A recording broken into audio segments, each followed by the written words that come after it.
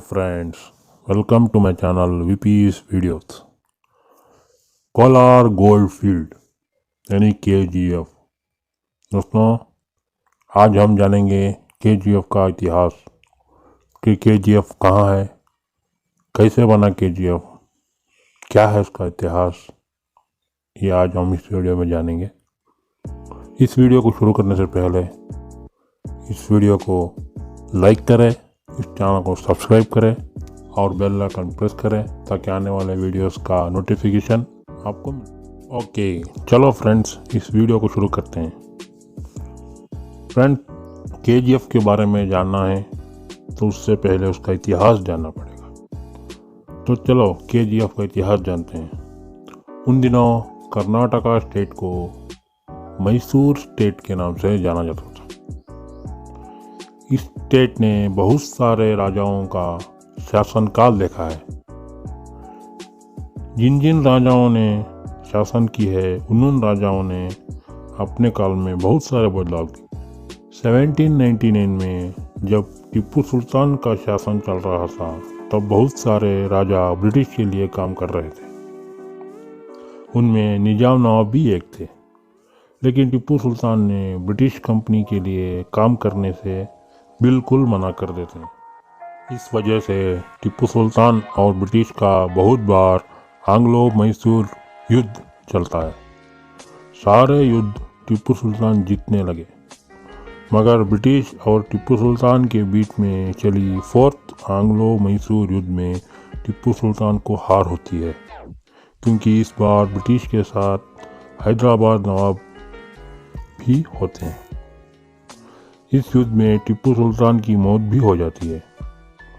उसके बाद Mysore kingdom British के वश में आ जाती है और ब्रिटिश लोग अपनी सहूलियत के हिसाब से एक आदमी को चुनकर मैसूर का राजा बनाते हैं और इनडायरेक्टली मैसूर किंगडम पर राज करने लगते हैं।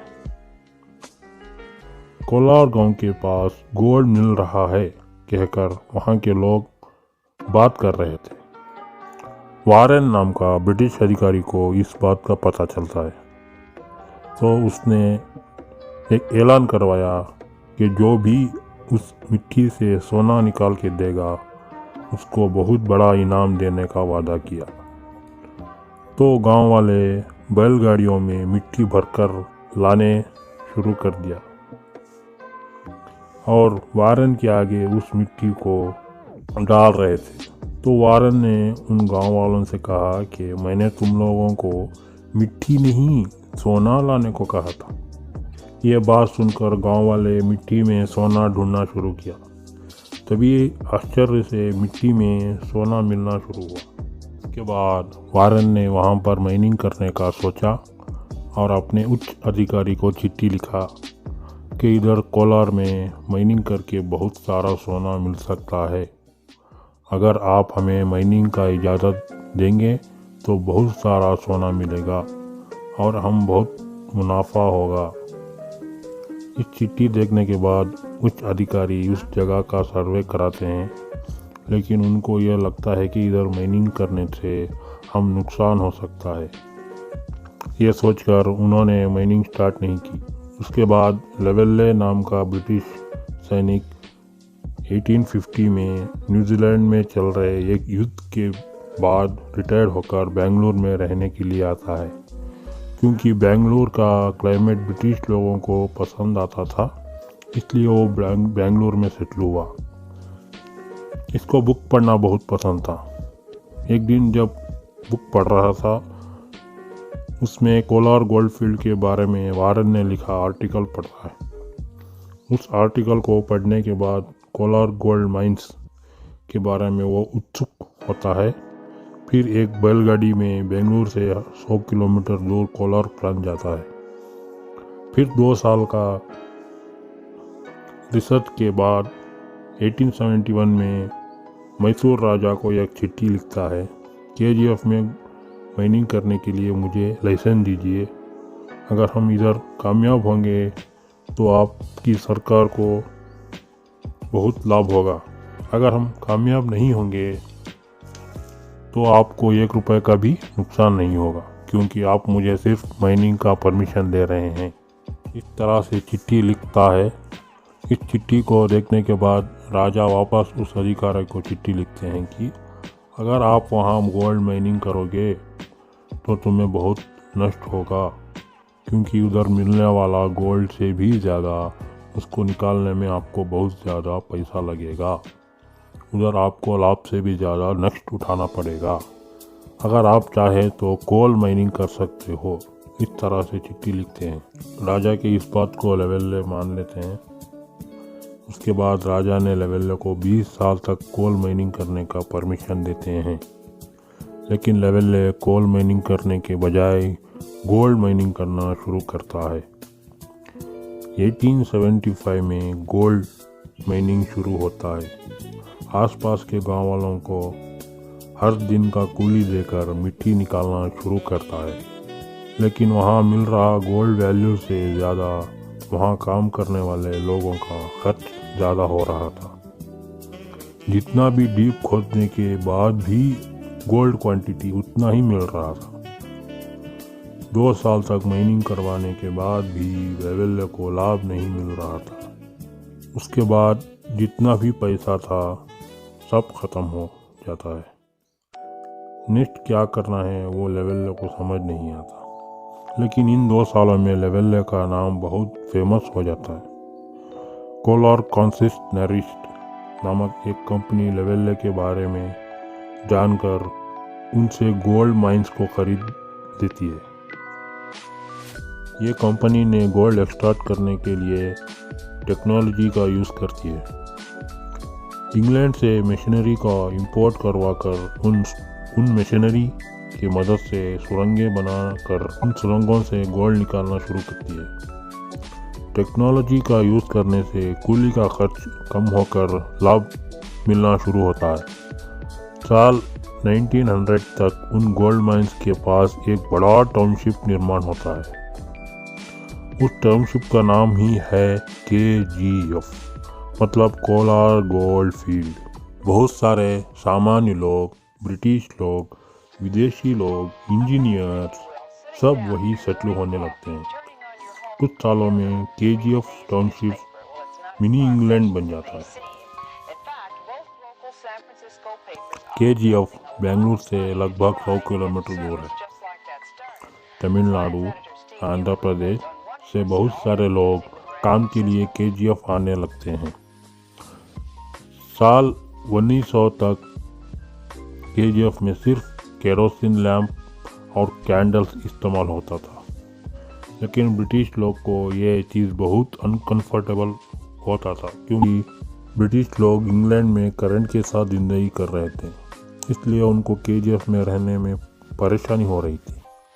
इसलिए वो KGF में करंट लाने की कोशिश करते हैं, मगर करंट के लिए एक पावर प्लांट की ज़रूरत थी।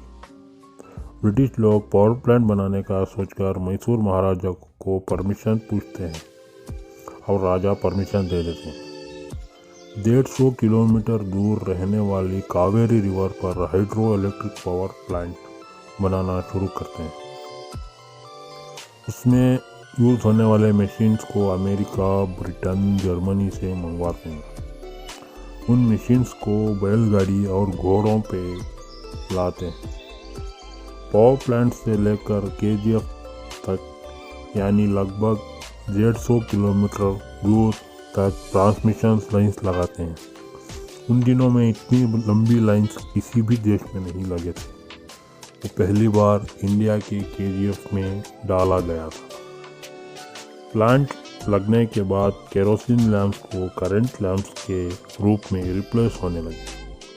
उन दिनों एशिया में ये दूसरा पावर प्लांट था, पहला जापान में था।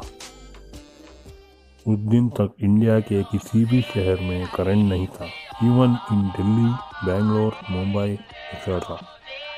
सारे एशिया में सिर्फ जापान और KGF में करंट था और कहीं भी नहीं।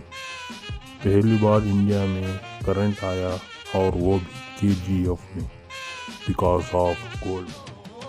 ये दर्शाता है कि उन दिनों गोल्ड की क्या कीमत थी। साल 1902 केजीएफ में 24 आवर्स करंट होता था। लेकिन कुछ सालों के बाद केजीएफ में मिलने वाला गोल्ड कम होने लगा। इतने में अफ्रीका में गोल्ड मिलना शुरू होने लगा और सारे गोल्ड माइंस करने वाले व्यापारी अफ्रीका जाने लगे। जब इंडिया 1947 में आज़ाद हुआ तब गोल्ड माइंस इंडियन गवर्नमेंट ने अपने हैंड ओवर में ले लिया। एक दिन जब जवाहरलाल नेहरू हमारे प्रधानमंत्री थे तब देश की अभिवृद्धि के लिए वर्ल्ड बैंक से लोन लेने गए। वर्ल्ड बैंक ने लोन लेने के लिए श्योरिटी और कोई ज़मीन कागजात रखने को कहा था। तभी नेहरू जी ने हमारे पास एक कीमती खजाना है जिसका कोई मोल नहीं और वो है केजीएफ गोल्ड माइंस कहा था। तभी तो केजीएफ को श्योरिटी देकर वर्ल्ड बैंक से लोन लिया। साल 2001 तक केजीएफ में 3 किलोमीटर सुरंगें निकालते हैं और भी ज़्यादा अंदर सुरंगें निकालने से कोई फ़ायदा नहीं, क्योंकि उतनी अंदर से गोल्ड निकालने का खर्च गोल्ड की वैल्यू से भी ज़्यादा होगा। ये जानकर गवर्नमेंट ने केजीएफ में माइनिंग रोकने का फैसला करती है। वहाँ काम करने वाले कार्मिक इसके बहुत विरोध करते हैं, लेकिन फिर भी गवर्नमेंट 2001 में माइनिंग रोक देती है। एक टाइम में इंडिया में 95% गोल्ड सिर्फ केजीएफ से ही मिलता था। 2001 तक वो 0% हो गया था। उन दिनों सोने से भरे हुए सुरंगें आज पानी से भरे हुए हैं। केजीएफ में आज भी बहुत सारा गोल्ड है, लेकिन वो बहुत गहराई में है।